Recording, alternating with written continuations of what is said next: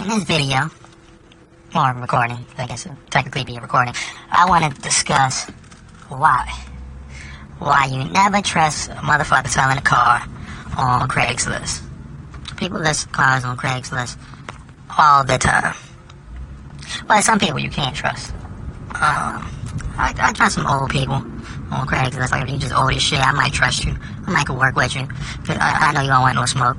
I know you don't. You know, you're 70 years old. You know, you don't want me to run down on you and put my hands on you, nothing like that. So, you know, I trust that you're going to give me a good car, or, you know, at least be honest about the faults of the car.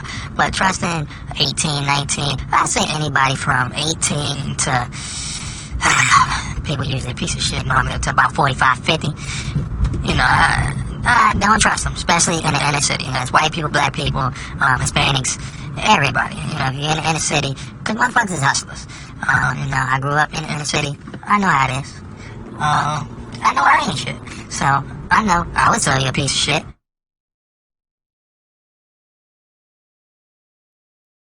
Meet you at a random location, and, get this shit the fuck away from me. Get these problems away, make these problems yours. So I can take this money and, go, buy a reliable car. If somebody's selling a car, most of the time it's a reason. Normally there's something wrong with it. Maybe they didn't put too much money into it and another problem arose, but it's very rare that you're gonna buy a car, a used car, and there's not gonna be any issues at all with the car. And, you pretty much normally buy somebody else's issues. I mean, maybe if you buy it off a lot, you know what? And what do they call it, a lot? Because you're going to spend a lot of fucking money. Because they definitely charge you up on a lot to buy a car. And sometimes even those have problems, but you might have a better shot, and at least you know where you can go back to. Like, hey man, you sold me this piece of shit right here. This went wrong as soon as I pulled off. As opposed to buying a car off of me or somebody else in the streets, and as soon as you pull off and it break down and I just ride right by you and I'll honk the horn. I will honk the horn and you know, say a prayer for you later on probably, but most I can do for you, baby. But never buy a car off of somebody on Craigslist unless they fit the criteria that I set forth. You know, suburban, older, male or female. There's different reasons. I say most of the time you don't buy a car off a woman in this situation, because women, I hate to be that guy, but a lot of times they just don't take care of the car, or the oil isn't getting changed on time. They hit the fuck out of it. They just look for potholes. You know, and you know, I guess they think the faster you go over the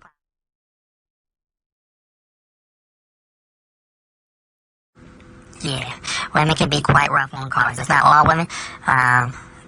There's no such thing as all of anything.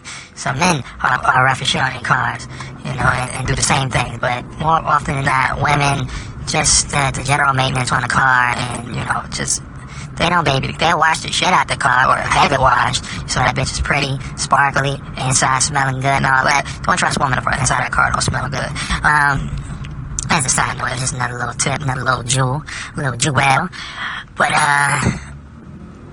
yeah, so you don't want to buy cars off of women and younger women. You know, maybe an older woman where you know she doesn't really drive the car that much. But men, they will sell you. Motherfuckers that went to auction, cop some little bullshit car that already had issues in the auction for a reason. Motherfuckers ain't just auctioning off a perfectly good car, you know, and then they jerry rig some shit up. Don't know where the term jerry rig came up from. When it tells a person, but anyway, they go ahead patch some shit up. That's all they pretty much do. They patch up some shit. You know, they putting a band-aid on cancer, and then they hurry up and sell you the car. Normally at some random location, cause they smart. They're not gonna show you where they live at. And then they move on, and they repeat. A lot of times the engines are on the way out. You might think you got a perfectly good car, and they're gonna do some blue devil in the car. You think everything is good, then your head gaskets done went, you know, 2 months later.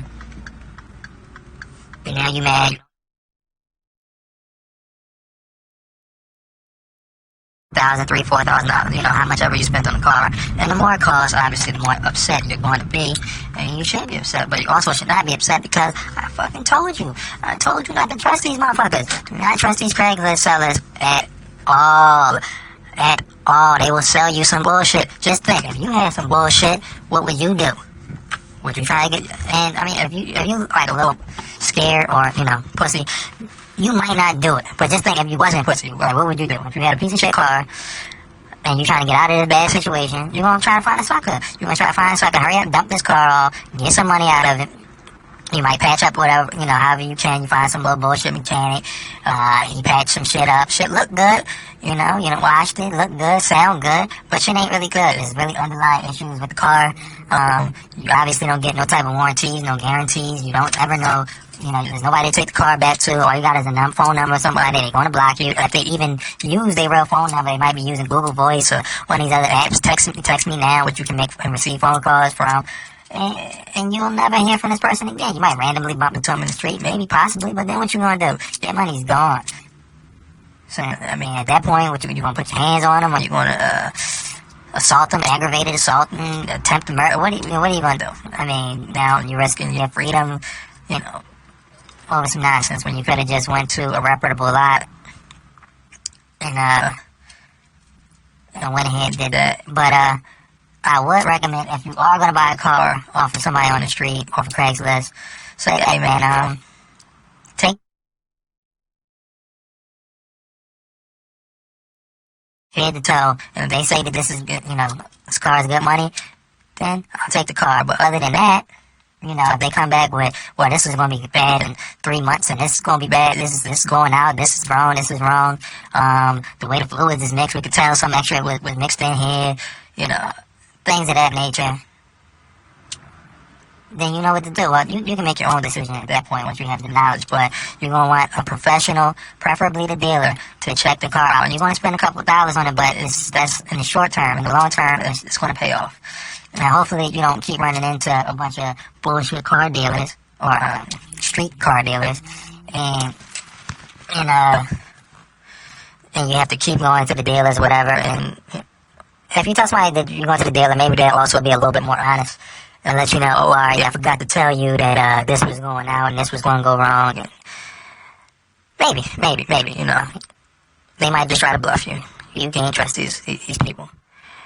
But I would recommend going to a car lot, spend a little bit more money, get your warranty on a car if they offer it. They do have aftermarket warranties, but those are normally pretty expensive. You can find a lower price one, and maybe I'll do another one where, after I research, I have enough people check this out. I'll research and see what are the top aftermarket warranties, and then I'll give a review on each. But buying a car is a painstaking activity. I tried to buy cars off of people on Craigslist before, and I show up and it was a clean title, and then magically once I got there, it was a salvage title or rebuilt title, magically the status of the car changed. I show up and everything's fine over the phone, and once you show up and you go to turn the steering wheel is a little tight, a little too tight. Clearly something's wrong with the goddamn steering wheel, and you knew this because you were just driving this piece of shit. The stereo system. It's an electrical problem in this car, because as we were test driving the car, the stereo was going out. You knew this, but you wasted my time. And that's what people will do. They will just waste your time. So, you want to do your due diligence. You want to also research the reliability of a particular car before you go out there and buy it. You can pretty much type in the year of the car, the make and model of the car, and reliability. And normally one of the first couple of sites that pop up should be able to give you a pretty good review. It'll be accounts of other people who've purchased the same vehicle and whatever issues they've had. And understand that even great cars, some great cars, some of them are shitty. I mean, that's just when you're making a batch of something that requires many parts. Sometimes you're going to get a bad batch, or you're going to get, one bad in the batch of cars, maybe the engine, and this one, it just, for whatever reason, is a piece of shit. But, there's a million of them out there that are great, but you're one particular one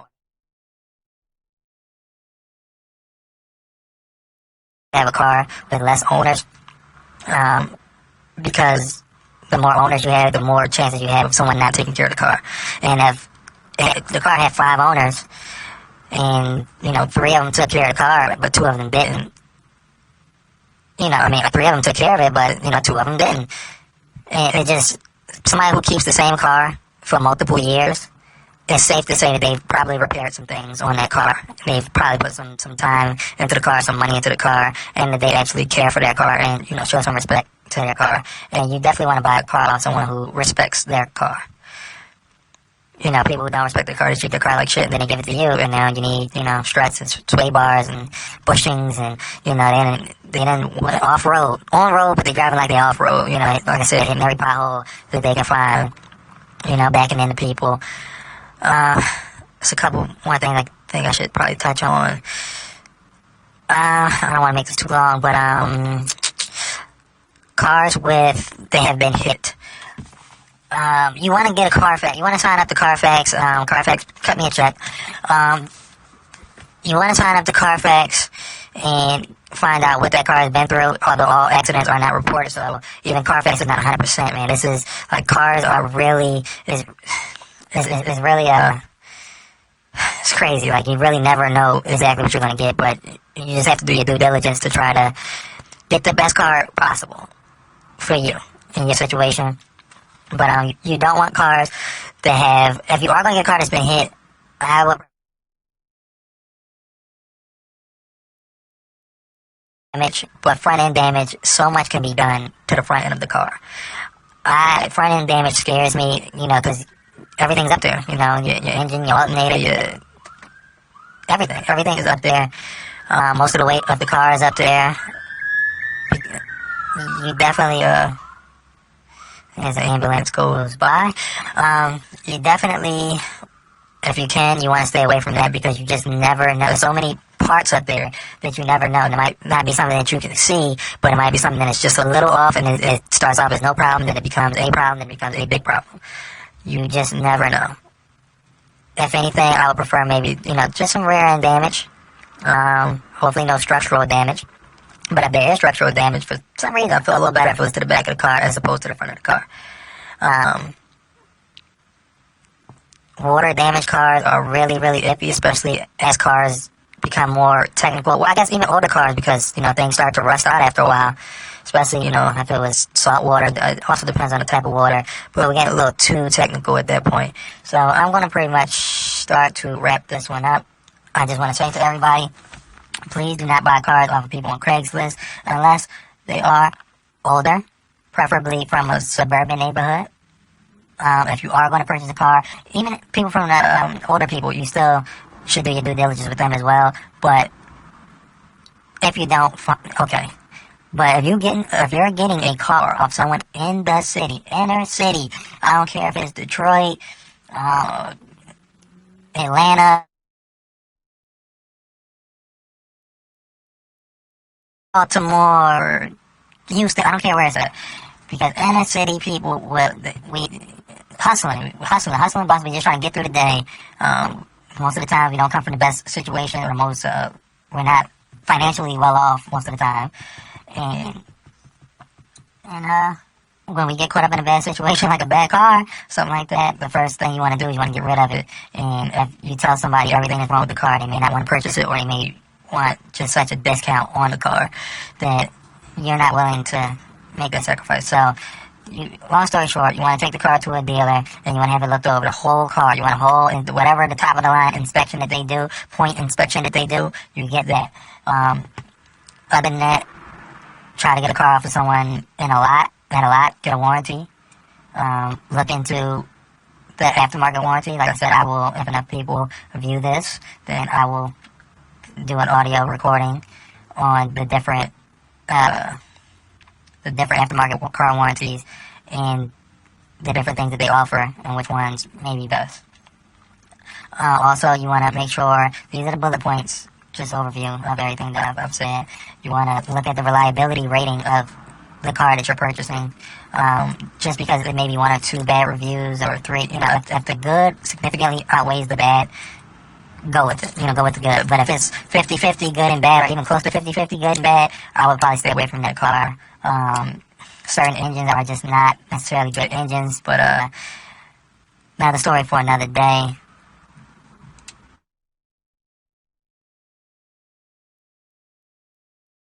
I believe that's it. Have a great day, great night, whatever.